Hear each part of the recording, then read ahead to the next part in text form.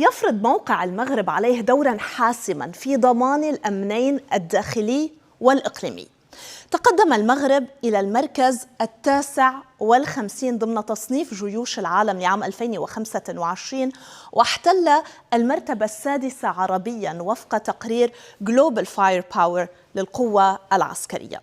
وقد خصص المغرب ميزانية عسكرية لعام 2025 وفقا لمشروع قانون المالية لهذا العام تعادل نحو 13.5 مليار دولار أمريكي، وهو ما يمثل زيادة بنحو 900 مليون دولار عن ميزانية الدفاع لعام 2024، وفيما يعد نحو 18 مليون شخص متاح للخدمة العسكرية. يقدر عدد الأفراد العاملين بالخدمة العسكرية الفعلية بحوالي 396 ألف. يمتلك المغرب وفق التقرير قدرة عالية على تعبئة قواته في حالات الطوارئ أو الحروب الإقليمية. يضم أسطول المغرب الجوي مقاتلات هجومية وطائرات نقل وتدريب، من بينها 83 طائرة مقاتلة مع 50 طائرة جاهزة للقتال و48 طائرة من طراز F-16 تم شراؤها من الولايات المتحدة الأمريكية بصفقات بدأت ب2008 وتوسعت لاحقا، إضافة إلى عشرات طائرات الهليكوبتر ومروحيات أباتشي الهجومية التي تم التعاقد على 24 منها مع بوينغ في 2020 مع تسليم معظمها بحلول هذا العام، مما يعزز قدرات المغرب في الحرب المضادة للدبابات والعمليات الليلية. يشمل الأسطول الجوي المغربي أيضا 12 مسيرة من طراز بيرقدار التركية TB2 و6 طائرات وينغ لونغ 2 الصينية أيضا التي اقتناها المغرب، مما يتيح المراقبة هذه المرة والضربات الدقيقة. وبالنظر إلى امتداد كما رأينا سواحل المغرب على مئات الكيلومترات على المحيط الأطلسي والبحر الأبيض المتوسط، فإن جيشه يعتمد على أسطول بحري حربي يتكون من 6 فرقاطات بحرية و105 سفن دورية. أبرز فرقات نتحدث عنها هنا هي فرقاطة فريم محمد السادس منذ 2014 مع خطط لاقتناء فرقاطة أخرى بحلول عام 2025 من فرنسا، مزودة هذه المرة بأنظمة صواريخ مضادة للسفن والغواصات. تم شراء 3 فرقاطات من هولندا مجهزة بصواريخ إكزوسات لتعزيز الدفاع الساحلي على المحيط الأطلسي والبحر المتوسط. نصل الآن إلى القدرة البرية.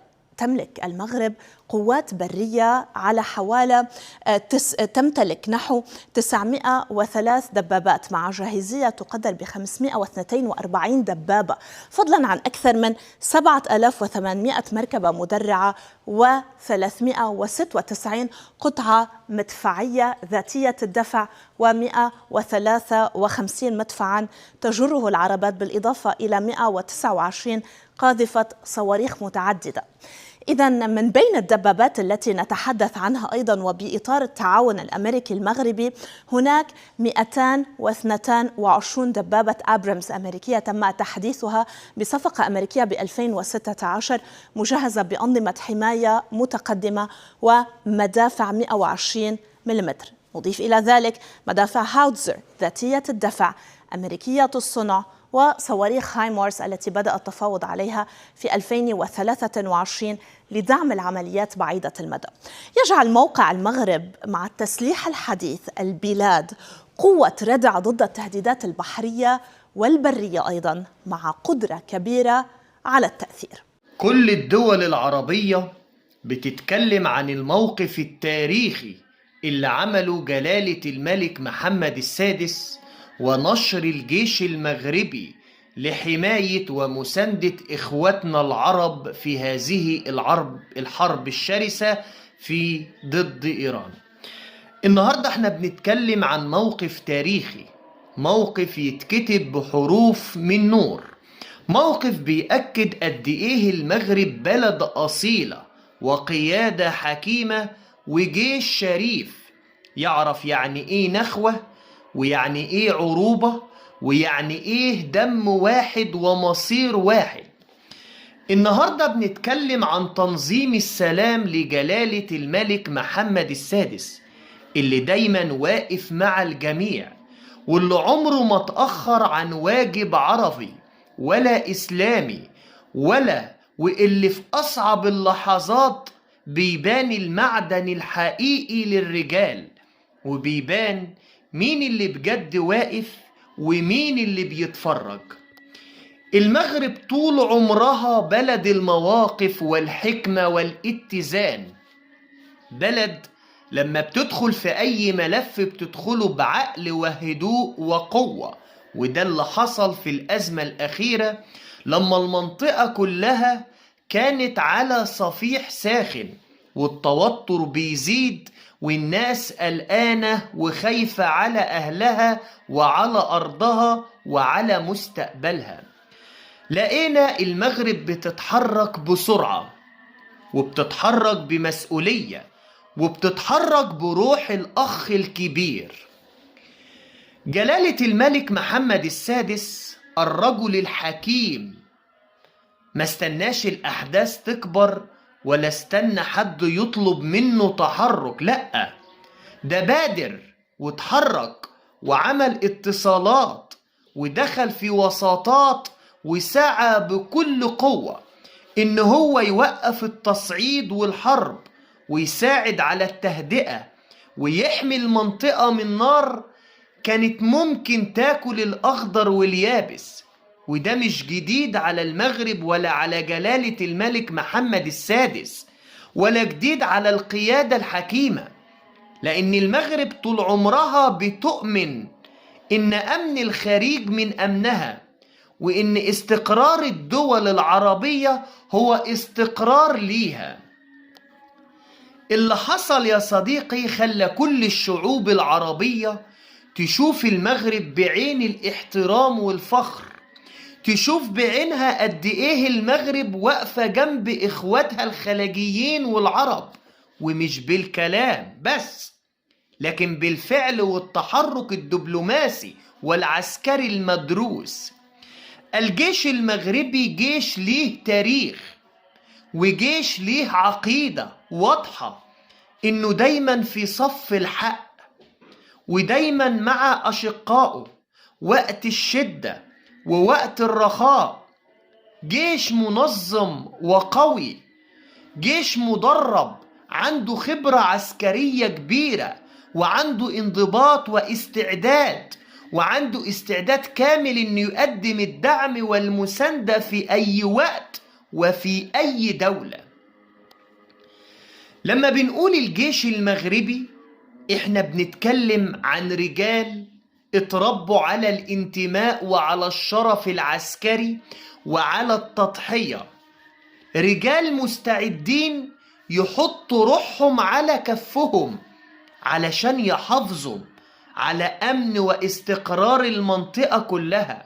وده اللي خلى الأشقاء يحسوا بالأمان ويحسوا إن في ظهر قوي يسندهم وفي أخ ما بيسيبش أخوه. صديقي العزيز، المغرب النهاردة بترسل رسالة واضحة للجميع إن التضامن العربي مش شعار بيتقال فيه خطابات، لأ، ده فعل على الأرض، وإن العلاقات بين الشعوب مش مجرد مصالح سياسية، لأ، دي روابط دم وتاريخ ودين وثقافة ومصير واحد. لما بلد تتوجع الكل يحس، ولما بلد تتعرض لخطر الكل يتحرك. وده المعنى الحقيقي للعروبة العربية الجميلة.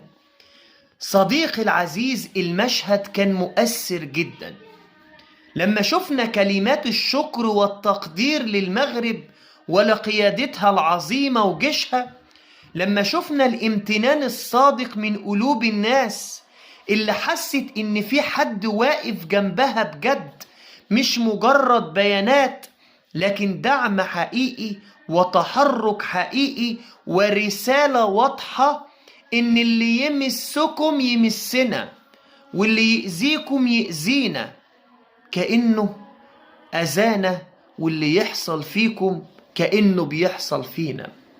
وده المبدأ، ده المبدأ الصحيح اللي ماشي عليه المغرب والقيادة من سنين طويلة، مبدأ التضامن ومبدأ نصرة الأخ ومبدأ السعي للسلام مش للحرب. المغرب دايما صوت العقل، المغرب دايما بتميل للتهدئة، المغرب دايما بتحاول تمنع الدم، بتحاول تمنع وتحقن الدماء.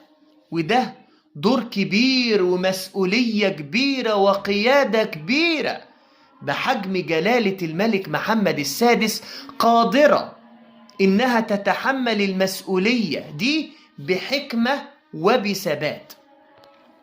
خلينا نقول كلمة حق. الجيش المغربي لما بيتحرك بانضباط واحترام للقانون الدولي، وبيكون هدفه الأول هو حماية المدنيين ومنع التصعيد والمساهمة في الاستقرار. وده اللي خلى صورته تبقى مشرفة في كل المهام اللي شارك فيها قبل كده، وخلته محل تقدير في محيطه العربي والإفريقي. المغرب النهاردة بتثبت إن قوتها مش بس في سلاحها، لكن في حكمتها وفي الدبلوماسية بتاعتها وفي وحدة شعبها اللي دايما ورا قيادته، اللي دايما بيدعم أي خطوة فيها خير للمنطقة كلها. الشعب المغربي شعب جميل وأصيل وواعي، فاهم حجم المسؤولية إيه، وفاهم إن الاستقرار مش رفاهية، ده ضرورة، وإن السلام محتاج قوة تحميه وتحافظ عليه. إحنا بنتكلم عن المواقف دي، لازم نفتكر إن المنطقة مرت بظروف صعبة، وإن أي تصعيد كان ممكن يفتح أبواب جهنم على العرب لا يعلم مداها إلا ربنا سبحانه وتعالى. لكن التحرك السريع من القيادة المصرية برئاسة المشير عبد الفتاح السيسي والقيادة المغربية برئاسة الملك جلالة الملك محمد السادس والمسؤولين ساهم في تهدئة الأمور وفتح باب للحوار. وده مكسب كبير، مكسب كبير لكل الشعوب العربية، لأن مفيش حد مستفيد من الحرب غير الخراب والدمار. المغرب يا صديقي اختارت تكون جزء من الحل مش جزء من المشكلة، اختارت تمد ايديها لأخواتها وتقول احنا معاكم، اختارت تتحرك بعقل وقلب في نفس التوقيت، وده اللي خلاها تاخد احترام وتقدير كبير من كل اللي تابعوا الأحداث وشافوا الصورة كاملة. كل التقدير والاحترام لجلالة الملك محمد السادس على حكمته وتحركاته، وكل التحية لرجال الجيش المغربي اللي دايما على قدر المسؤولية، وكل الحب للشعب المغربي اللي دايما واقف ورا بلده وقيادته بقلب واحد وروح واحدة. في الآخر الرسالة الأهم يا صديقي إننا محتاجين دايما نتمسك بوحدتنا ونقوى ونقوي روابطنا، ونفهم إن قوتنا في بعض، وإن أي خطر بيواجه المنطقة العربية جزء مننا كلنا لازم نواجهه سوا، إيد واحدة، صوت واحد، قلب واحد. وده اللي دعا عليه الرئيس عبد الفتاح السيسي، اللي احنا لازم نعمل قوة عربية متحدة، جيش واحد، جيش عربي واحد يواجه كل ده. اللي المغرب قدمته كنموذج في الفترة دي، نموذج في التضامن ونموذج في الحكمة ونموذج في الشرف العسكري، ده كان لازم يتقال ولازم يتوثق، لأن المواقف الكبيرة ما بتتنسيش، والتاريخ دايما بيفتكر مين وقف وقت الشدة ومين كان عنده الشجاعة يتحرك علشان يحمي اخواته ويحافظ على استقرار المنطقة كلها. والمغرب كانت في القلب من المشهد قوية ثابتة واثقة وخير سند لإخوتها العرب. شكرا جلالة الملك محمد السادس على هذه التصرفات الحكيمة اللي انت بتعملها. بكده أكون وصلت لنهاية حلقة النهاردة اللي أتمنى إنها تكون نالت إعجابك. فلو عجبك الفيديو ادعمنا بلايك وشير واشتراك في القناة علشان يوصلك كل جديد. شكرا ليكم لطيب المتابعة وحسن الاستماع. سلام عليكم.